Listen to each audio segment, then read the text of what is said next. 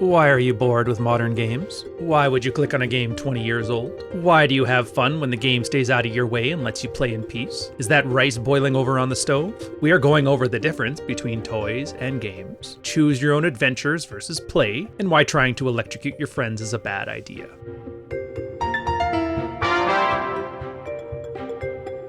There's a field of science you've probably never heard of, a field of study where you learn how people play. It's called Ledology. It's a study of games. Some games are games and some games are toys. You're going to find out why some games are amazing and engaging decades after release, like Minecraft, SimCity, Age of Empires, and others are not. Like the AAA game you just haven't picked up after your 30 hours of confirmed playtime. So coming out around titles like EVE Online and GTA Vice City, competing with the bestsellers like Pokemon Ruby and the 18 additional features that come with The Sims, Simcity4 was a game that got me through a lot of free time after its release in 2003. I even brought it with me when I deployed back in 2008, circumnavigated the Earth, hunted pirates around the Horn of Africa. Sure, I may have only had 30 minutes where I wasn't working out, eating, or sleeping, but it was a nice way to relax with the minimal free time I had. I have fond memories of my best friend thinking it was funny to wake me up during my precious 4 hours of sleep so that he could ask me, why aren't my factories working? He called me a nerd, and I called sleep deprivation a method of torture. He was on the boarding party, so I assume it was in his job description. In Dubai, I had the idea to put a bug zapper behind me when I slept so that the next time he would wake me and ask about SimCity, I could just hit him with it. It was an Arab, 220 volt, powerful bug zapper. This was a bad idea. So it turns out when you've woken up, you don't have the coordination to grab, point, and shoot your friend. So he opened my curtain to the sight of me electrocuting myself. Let's see those professional gamers have a story like that during the next round of Fortnite. I'm just glad I never bought that camel strength cattle prod. Back to the game. I'd explain the mechanics, but it really doesn't matter. What matters is that it's a toy. Now what's the difference between a toy and a game? A game has rules, a game has an opponent, a game has a defined start, and a game has a defined finish.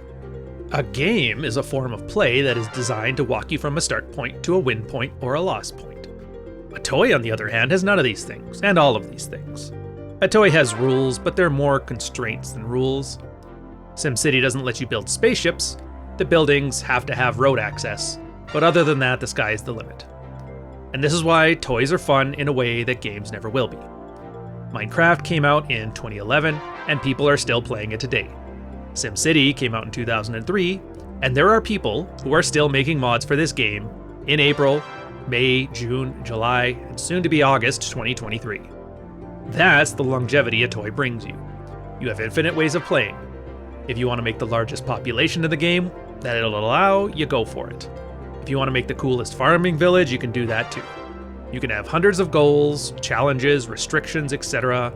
And if you're tired of them, you can download new mods that allow you to change the game to your liking. Games don't have that. Games, especially AAA games, are a choose-your-own-adventure. Now, if that's too old of a reference, choose-your-own-adventure books were stories that you would read, where the book would give you a choice, and you could go to a different page to read the consequences of it. Of course, now it's like every AAA game is a choose-your-own-adventure, but with only one page to turn to. Marshall McLuhan talks about hot and cold media.